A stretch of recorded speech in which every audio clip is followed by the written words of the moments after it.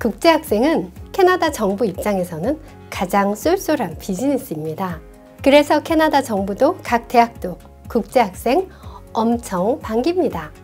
그런데 캐나다 정부가 1월 22일 학생비자 정책에 엄청난 철퇴를 가했는데요.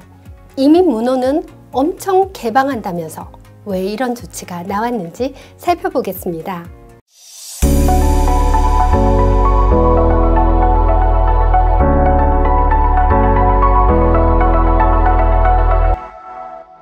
캐나다에 체류 중인 국제학생 수는 80만이 넘습니다. 이 국제학생들이 캐나다에 가져오는 경제적인 이익은 어마어마하죠. 국제학생들이 한 해 캐나다에 쓰는 돈이 220억 캐나다 달러, 우리 돈으로 약 21조 7천억이라고 합니다.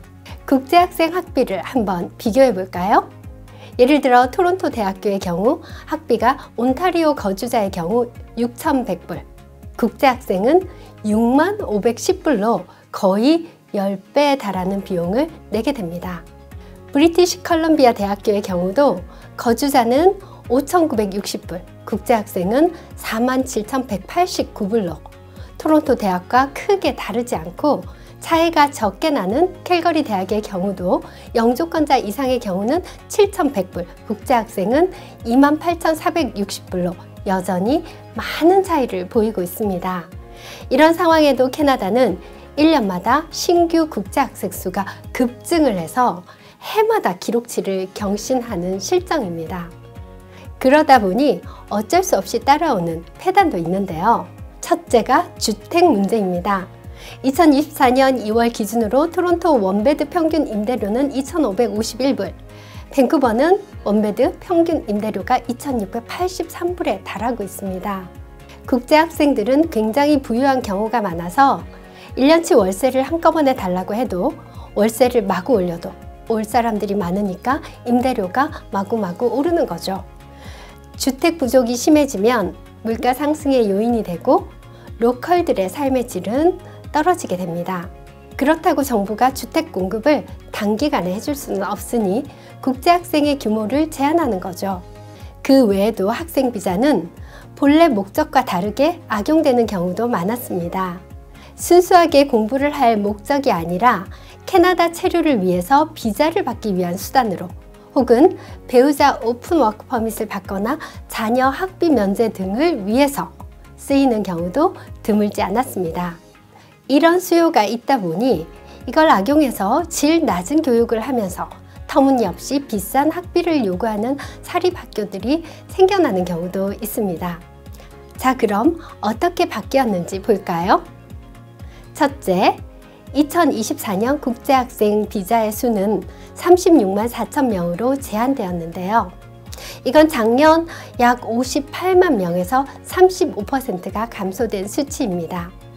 이 인원에 대학원생, 박사과정 학생, 초중등 학생들은 제외됩니다. 또한 학생 비자는 주별 인구에 따라 할당이 됩니다. 현재 국제학생의 50% 이상이 온타리오에 있으니까 온타리오가 가장 큰 영향을 받겠네요.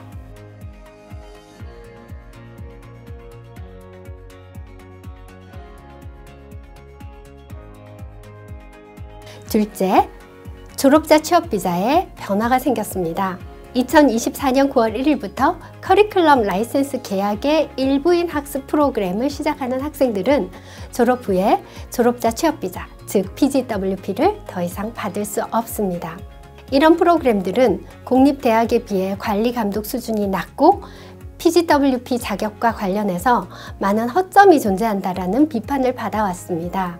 그리고 또 앞으로는 석사 이상의 프로그램을 이수한 학생들은 2년 미만의 기간을 공부했다 하더라도 3년까지 PGWP 받을 수 있습니다.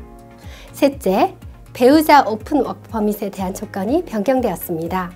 기존에는 지정된 학습 기간에서 공부한 국제학생의 배우자는 배우자 오픈 워크 퍼밋을 발급받을 수 있었지만 앞으로는 석사 이상의 국제학생을 대상으로만 발급될 예정입니다. 그래서 석사 이상의 학위를 제외한 학부나 기타 대학의 프로그램을 이수하는 국제학생의 배우자는 더 이상 오픈 워크 퍼밋을 받을 수가 없게 되었습니다. 이 조치는 앞으로 2년간 유지될 건데요. 정말 큰 불이익이 아닐 수 없습니다. 일단 학부생의 경우 배우자 오픈 워크 퍼밋을 받지 못하게 됐고, 일부 사립학교를 등록하면 졸업 후에 본인도 졸업자 취업비자를 받지 못합니다. 이제 더 이상 소위 비자 장사를 하는 학교, 비자를 악용하는 케이스를 없애겠다는 의미입니다. 하지만 진정한 의미, 진짜 공부를 할 목적으로 캐나다에 오겠다는 국제학생들은 여전히 대환영입니다. 저는 학생 비자가 악용되는 사례를 많이 봤기 때문에 충분히 상식적인 조치라고 생각이 되는데요. 아마 프로그램이 충분히 정상화가 되었다고 판단되면 2년 후에는 어느 정도 완화되지 않을까 싶습니다.